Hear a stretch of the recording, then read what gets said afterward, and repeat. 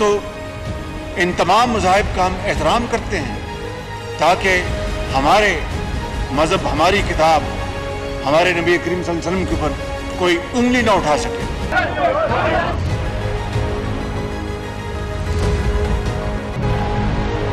जनाब स्पीकर, आज़ादी इजहार के खिलाफ नहीं, लेकिन क्या किसी को ये हक है कि इसकी आड़ में वो किसी के मज़हब के खिलाफ बात करे?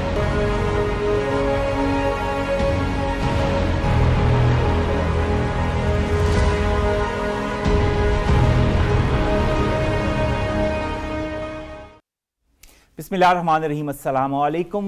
You're watching a special transmission on PTV World. My name is Omar Khalid, and today, of course, we all know what the whole nation is observing across Pakistan, and that is Yawm-e-Taqaddus-e-Quran, the day of the sanctity of our Holy Quran. Why are we celebrating it? This is also not a question to ask, because everybody knows what happened in Sweden a few days back, how our holy book was desecrated by this Iraqi immigrant that had migrated to Sweden, and then asked the police there that he wanted to show his freedom of expression towards the holy book, and he was then allowed to desecrate the Holy Quran while others were protesting against it. This is not the first time that our holy book has been desecrated in Sweden. There is another extreme right politician as well who's been desecrating the Holy Quran more than once. He did it in January, he did it last year as well. The fact remains that incidents such as these not only create a rift between religions but also a rift between civilizations. The fact that it leads to a rift between religions such as Christianity and Islam was also pointed out by our Prime Minister Shehbaz Sharif Saab while he was addressing the joint sitting of the Parliament yesterday, where an important resolution was also passed unanimously by the joint sitting of the Parliament condemning this heinous incident. We will today be talking about the importance of Islam, the importance of the sanctity of holy books such as our Holy Quran and other holy books as well, for which our Muslim Ummah and our religions also teaches us to show the same respect that we show for the Holy Quran to the other holy books as well, and this is what we do. Unfortunately, this is not the case for other countries, especially in the West, that have time and again shown their disrespect for the Holy Quran. What is the reason behind this? Because this also leads to a lot of issues between different religions and has given rise to what we call Islamophobia, because Muslims react to incidents such as these and then they are labeled as people who are violent in their reactions to it. Nevertheless, the fact remains that a lot of work needs to be done by different religions, by different important countries in the West as far as bridging this gap in order to make a better understanding of what different religions are and what different religions have as an impact on their communities and other religions as well. To talk about that and more during this hour, we've been joined by two important guests. Let me introduce them to you one by one. On my very right is Imran Sandhu Saab. He's a religious scholar. Imran Sandhu Saab, thank you very much to have joined us. It's a pleasure to have you here for the show. Our second guest is Hafiz Ahsaan Ahmad Khokhar Saab. He's a Supreme Court lawyer and also an advocate as far as different issues concerning religion is concerned. Hafiz Saab, pleasure to have you on board here as well. Thank you so much. Let's begin with you, Imran. The fact remains that there is a lot of resentment across the Muslim world as far as the desecration of the Holy Quran is concerned. We've had reactions from the Kingdom of Saudi Arabia, from the Arab Emirates, from other Muslim countries, and from Turkey as well. We've had Pakistan that has been quite adamant, and in fact, it is because of Pakistan's interference that the United Nations Human Rights Council has called an urgent meeting on Pakistan's requests. This rage that is slowly developing amongst the Muslims, not the first time it has developed because of an incident such as this. What will be the repercussions of this and how should the Muslim world deal with it? Nahmaduhu wa nusalli wa nusallimu ala rasulihil kareem. Bismillahir Rahmanir Rahim. First of all, let me allow me to elaborate some miracles of Quran and attributes of Quran. Quran is a book of guidance and a book that actually lays down morality, what is morality, what is humanity. It talks about guidance, it talks about law, it talks about social structure, it talks about inheritance. So all these things that we believe that have been revealed from God, and Quran itself says, "Fa'tu bi suratin min mithli wad'u shuhada'akum min dunillahi in kuntum sadiqin. Quran opens a challenge to the people who do not believe in Quran, that bring forth one surah, one chapter of a chapter like Quran. So it has been 1400 years. Quran is unchanged, uncorrupted. It is the same book that has been revealed to Prophet Muhammad sallallahu alaihi wasallam. And with this said, Quran is also a miracle.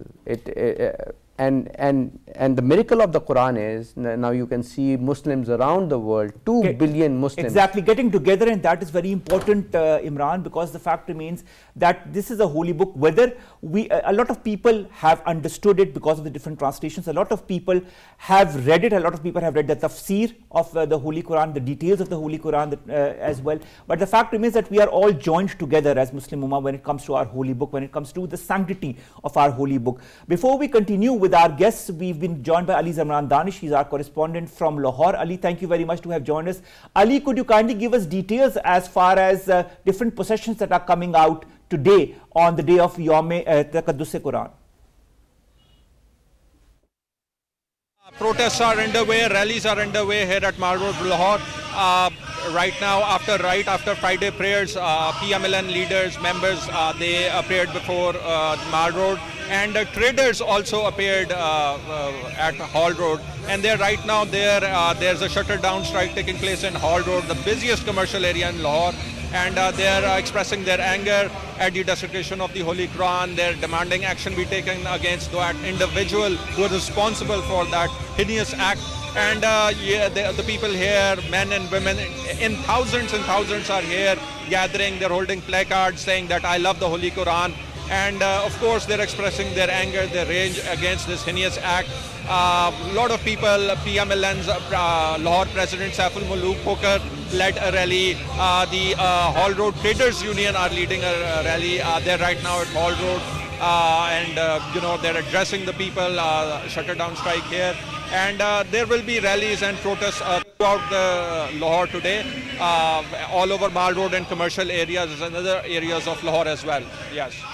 All right, how are these processions? Are these peaceful processions? I understand there is certain rage amongst the Muslims across the world, including in Pakistan. But are these processions peaceful? How do you foresee these processions coming out and gathering together? And what are the different messages that are being said? You said, of course, the main message is that the person should be brought to task. What are the other messages that are coming across in these processions?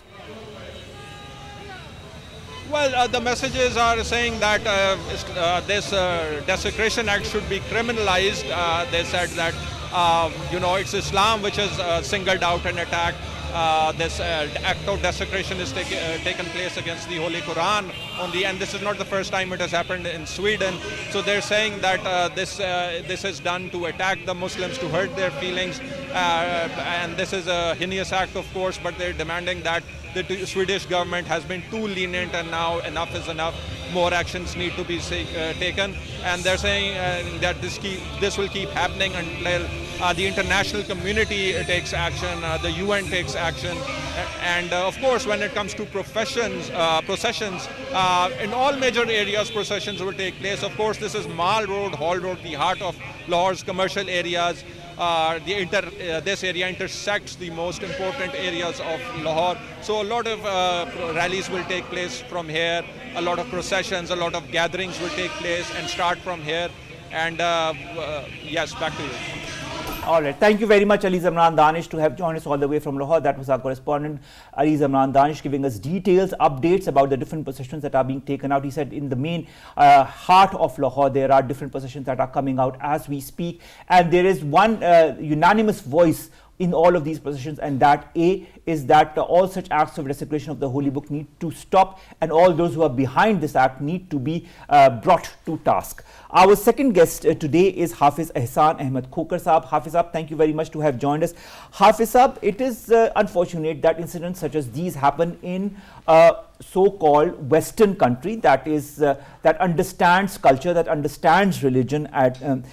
How do you feel this incident is going to further impact the West and the European Union as well? Because in Sweden, this is not the first time this incident has happened. Bismillahirrahmanirrahim. Yasir bhai, thank you so much for inviting me. First of all, I strongly condemn the act which took place in the Sweden on the day of Eid al-Azha in front of a mosque under the permission of the police authorities of the Sweden. So this is the most condemnable act so far as a Muslim concerned. The second important thing would be that the Islam is a great religion, the Quran is a great book, and both Islam and Quran, they have both admitted and they supported the books professed by the other religions. Islam says our belief is not completed until we say there is Arabic Iman Mufassal, Amantu billahi wa malaikatihi wa kutubihi wa rusulihi wal yawmil akhir. No one, the belief is completed of a Muslim until he believes on all books which is revealed by the Almighty Allah. And the second important thing with our Holy Prophet has always been a great vocal and supporter for the interfaith harmony, and he has never said anything like against any religion. So far as the Quran is concerned, Quran is a great book. It gives all the code of life, and simultaneously it has also admitted and says that the talks about the earlier books revealed by the Almighty Allah and the Sahifas on the different holy prophets. So what is going on for the last many years, especially in the West countries, it is being done on the name of freedom of expression, which is not acceptable, and there are certain limitations. Being a law students, that the freedom of expression is not absolute. There are certain conditions. You can't speak against someone else to his personal issues. You can't speak for some hatred issues. But what is going on, it is against the Islamophobia, and the government of Pakistan is keeping doing so many things. And even for the efforts of the government of Pakistan, the first time the Islamophobia Day was announced by the United Nations Assembly as the 15th of March. And that was also because of Pakistan's interventions, Pakistan's efforts. Because of Pakistan, and the credit should go to the government, the previous government. The second point is very important now, that the first time there is a strong visible reaction is being shown by the OIC, the Islamic countries, especially the Saudi Arab, the Turkey, the Pakistan itself, and the Middle East countries, and which pressure has reflected on the administration of the Sweden authorities.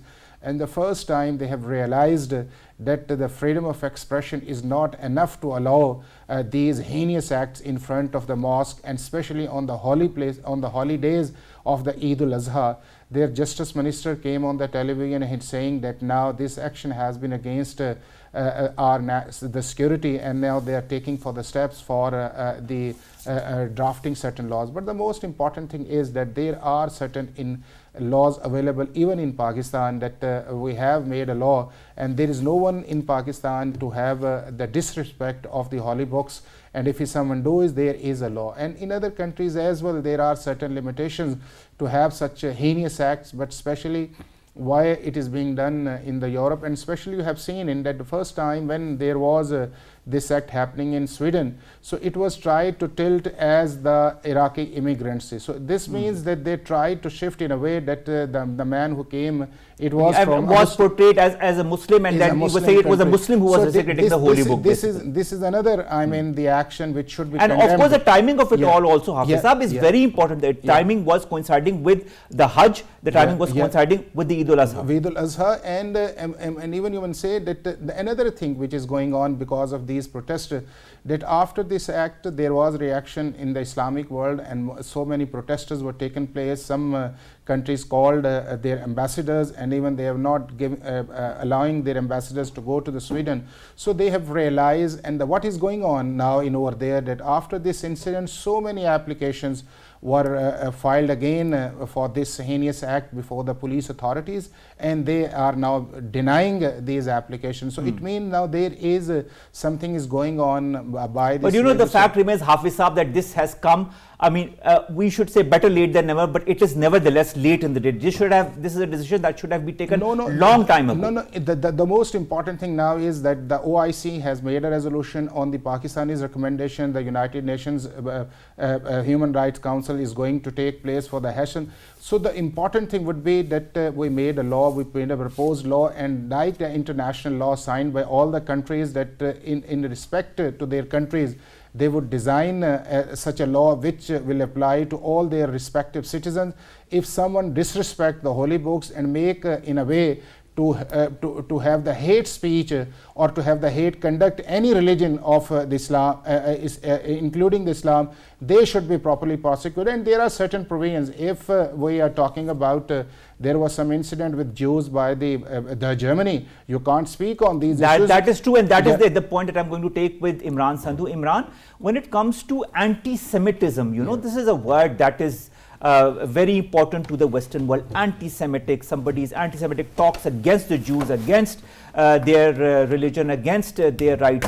But what about the rights of the Muslims? You know, the fact remains that anti-Semitism is something that is really touched upon in the West. We don't see the Torah being burnt, we never see the Bible being burnt, but we see the Holy Quran being burnt. There have been different incidents in the past in Sweden where the police did not allow the desecration of the Holy Quran. What led the police this time at such an important juncture to allow our holy book to be burnt?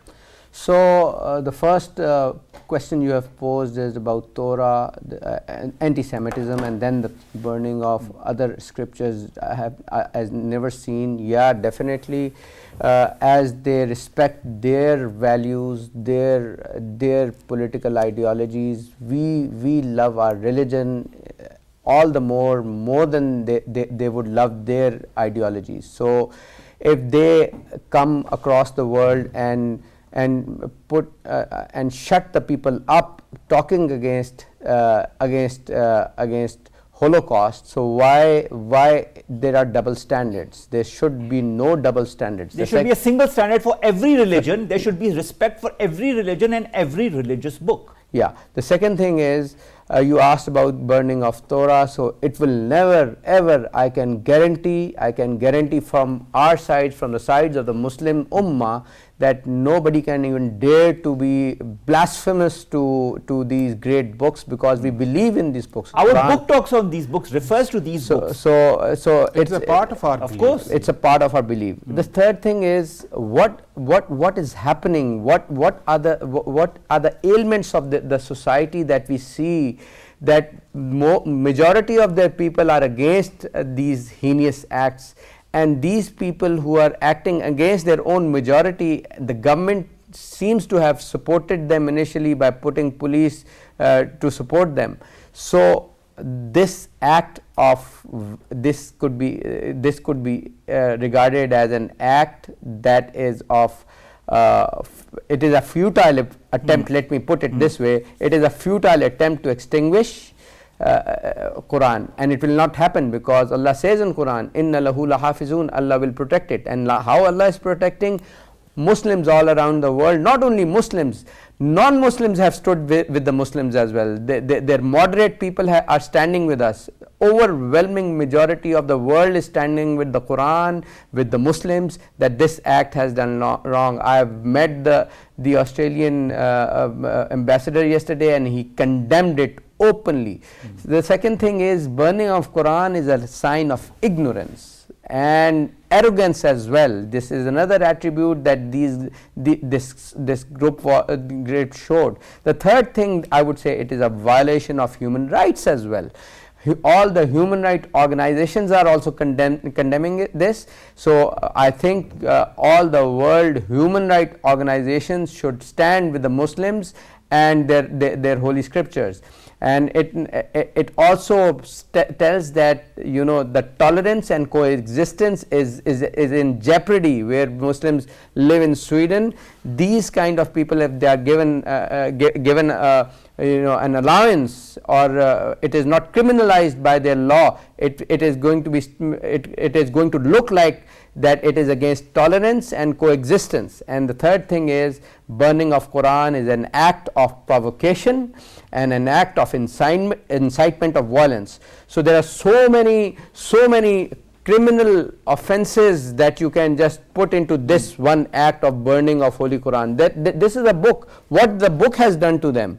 If you want to argue, you can argue with Muslims. Exactly. You can hold a debate. You can hold a debate with other people of other religions, other Muslims, other Muslim scholars, and ask them for their point of view. But why resort to such mechanisms, such downright disgusting mannerisms in order to show your freedom of expression? And for that, I'd like to come to Hafiz Saab, because understanding law, I'd like to understand your perspective of the law.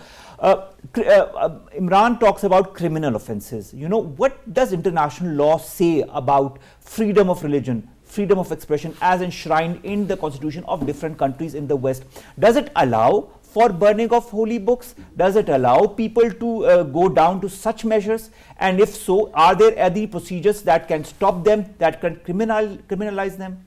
There is an international universal declaration where it is clearly stated that every human being on the earth, he has a right to have a religion of his own choice, but simultaneously it is important for him that he should respect for the other religions as well, and he is not in a position to say anything against any religion. So this is a universal declaration. But to the extent of the punishment, the international law only suggests certain areas, but it is the responsibility of the states that they should make such legislation and to suggest certain punishments against those persons who are involved in it. Now, the 3, 4, 5 things are very important now. The first thing is that now the first time for the last 1 year, there is a sense of realization among the top leadership of the world. Either they are from the Muslim side or either from the Western side. Number 2, there should be now more awareness about this issue, that this is a very sensitive issue and no one is allowed to have such heinous act, and especially on the day of a very sacred day and in front of a mosque. The third thing, what is going on now, there is a debate is going on between the eastern side and the western side and the Islamic world, that these culprits who are involved in this act, some legislation should be required. The fourth thing important is now there are certain, the processions and the seminar is going on about the importance of the Holy Book, and simultaneously to have the discouragement against those people who are doing this. And especially in many countries, the other religions, they also come on the street. The Christians come on the streets, the Sikhs comes on the street, and other minorities come on the street, and they are saying this action is strongly condemnable. What now is the way forward? The way forward is that all the Muslim organizations, they should make a draft legislation for the United Nations and have a look over there, and then sign and conventions like we do have the other conventions signed by the different countries of the world. We should have the agreed charter on it, and then all the countries, they may be asked and requested to have to translate into their local legislation, and in that local legislation they should not include only the holy book of the Quran, they should include all the holy books which are revealed by the Almighty Allah on the human beings, on their the prophets in the world. And also there should be a discouragement of the hatred speeches, either they are being from the Christian side or somewhere else.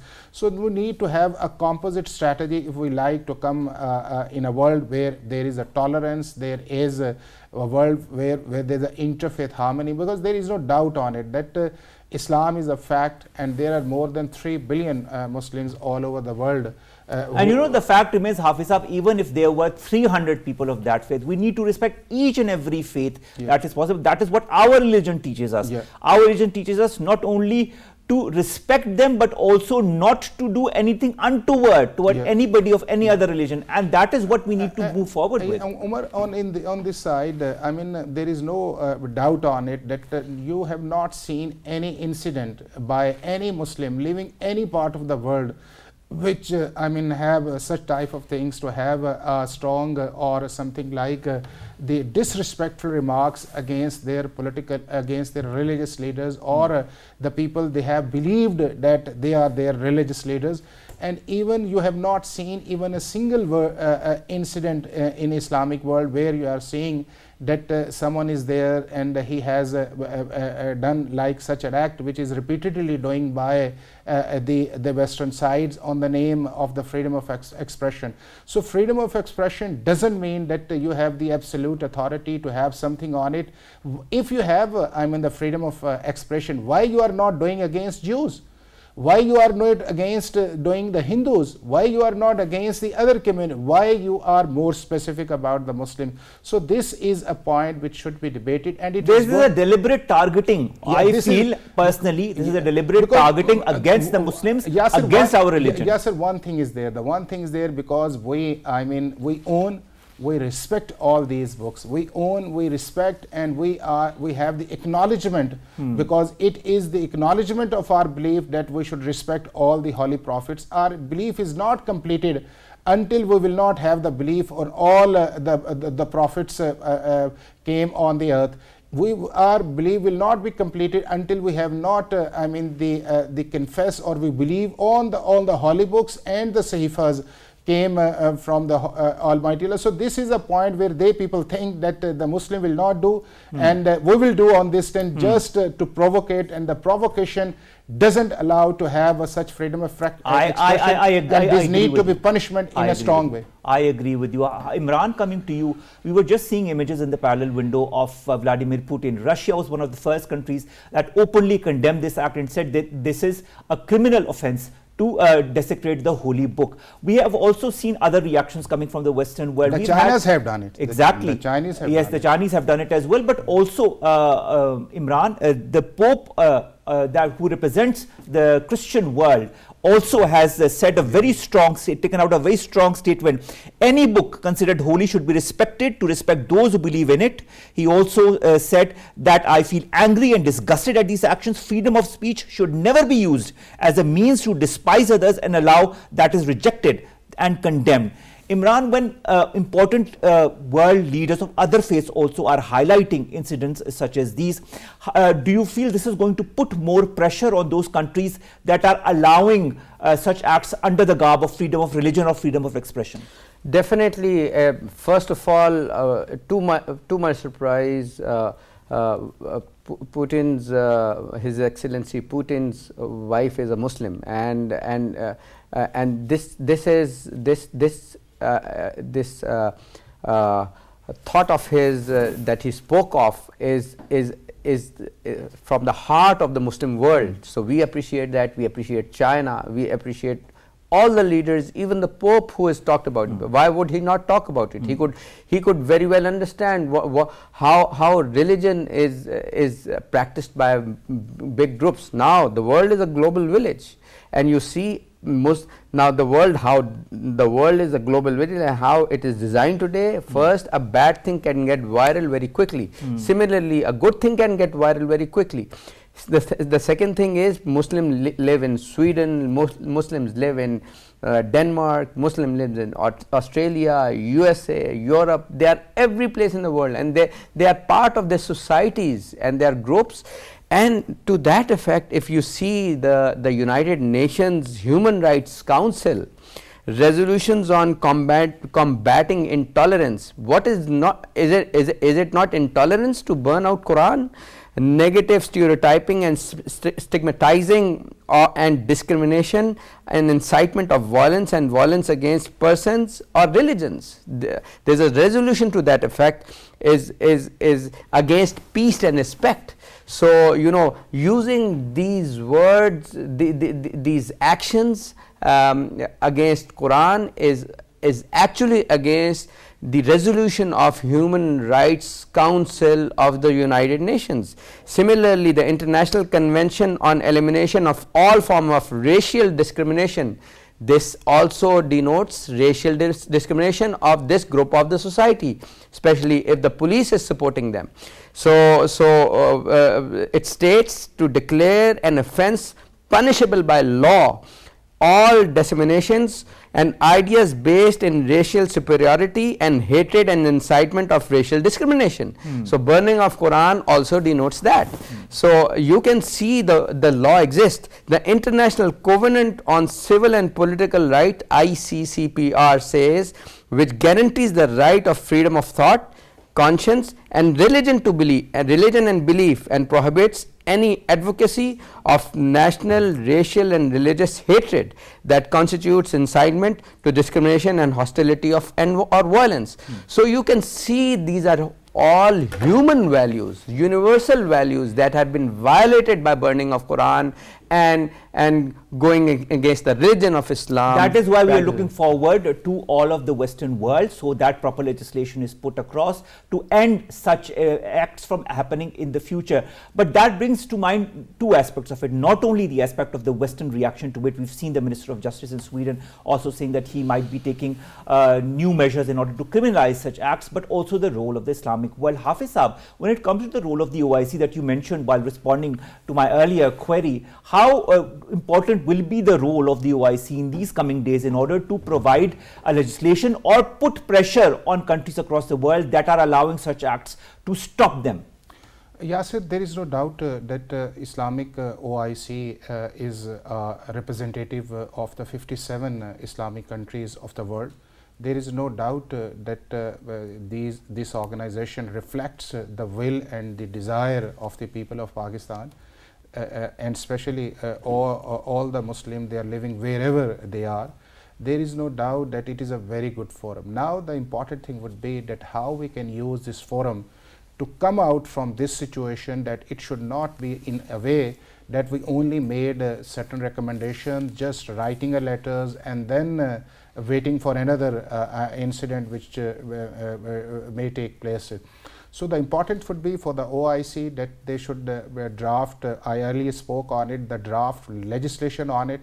It sends to the United Nations and other organizations like the European Union organization, which is another very important organization. They should send it straight away to the heads of these countries, especially the Scandinavians, because these incidents have been taken place on this particular area in Europe. Then the OIC is most important thing would be for them is to hold the seminars, the awareness, the materials, to come on the social media and make a campaign on it that this is not an act which speaks for the freedom of expression. This is an act which provokes and which is towards in a discrimination and for an act which you can say it is assault on the sentiments of another religion. So in this way we can move on, and the most important thing would be role of our individuals, the leadership that the Turkey has made a very good decision on it. He has deferred his decision to become the NATO, the part of the Sweden. The application is keeps pending on it. They're saying if you have been involved in such acts, so you need to improve yourself.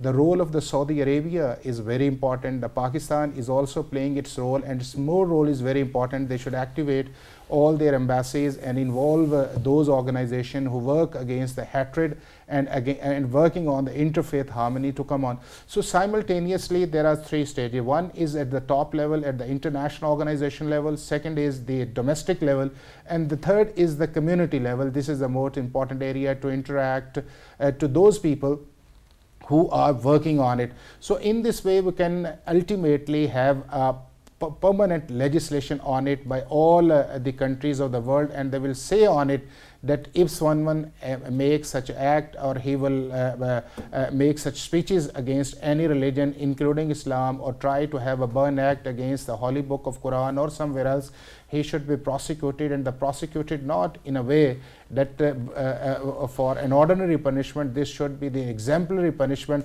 So this is in a way that we can promote the interfaith harmony as well. If you respect our religion, we will respect your but religion. we is respected the bottom other line. religions irrespective of whether they have or not, and you have seen that in the past as well. The Muslim world has respected it, whether it be Pakistan or other Muslim countries. The fact that in the Middle East there are so many other religions that work together. Yasir, the sense of realization is important. We see that we respect, and we respect all the religions because it is part of our belief. But the way we should sensitize and we should, I mean, come on the media in a way that we respect you. So you need to be respected us. So I'm not saying that we are not respecting, we respect, but the communication way, there are certain areas which needs to be improved on our side.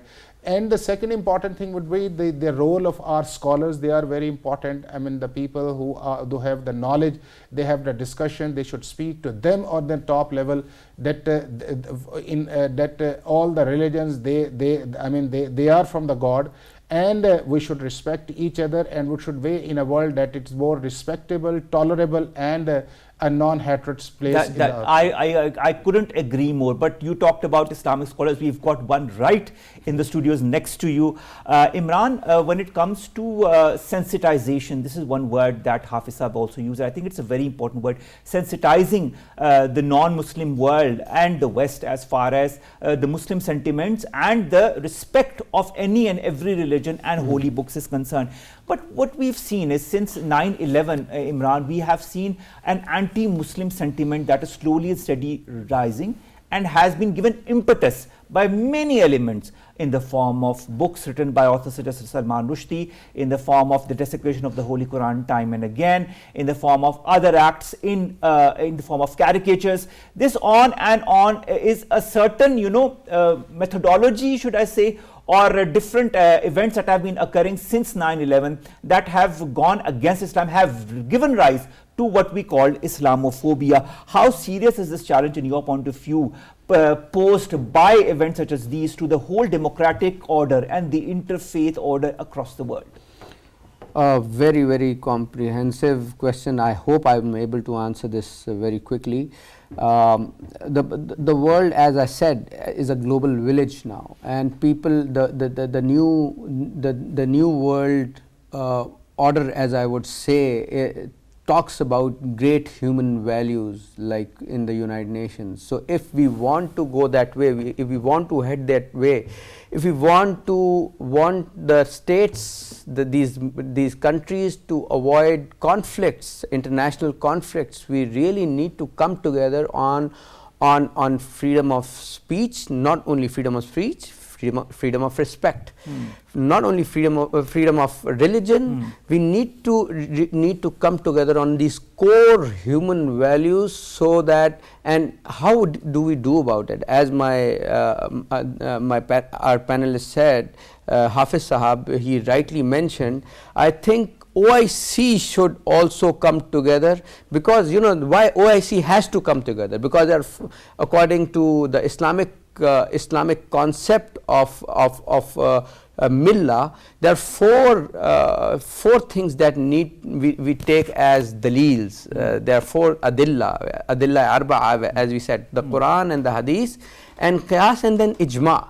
So OIC is a forum where we can come together and do a political, social Ijma, and we need to work on four things. Number one, we should together condemn such acts that are Islamophobic, that are offensive, that are disrespectful, provocative, and express solidarity with the people who respect religion of Islam from their nations as well, and then together we go to the United Nations as OIC and put a pressure on them that do legislations. You've got all the laws over there, and these kind of acts come under criminal offences. That is then to call collective and unified measures to prevent. That is so important, Imran, collective unified measures, and of course, as you said, together condemning all of these acts that Pakistan and other countries are doing as well.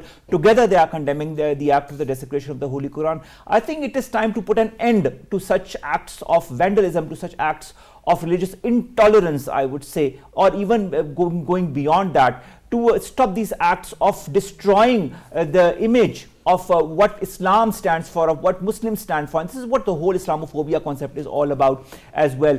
During the whole day, ladies and gentlemen, we'll be continuing discussion on this very aspect, on this very important day, that is the day of the sanctity of our Holy Quran. This brings us to an end of this hour of transmission. We'll be back with more.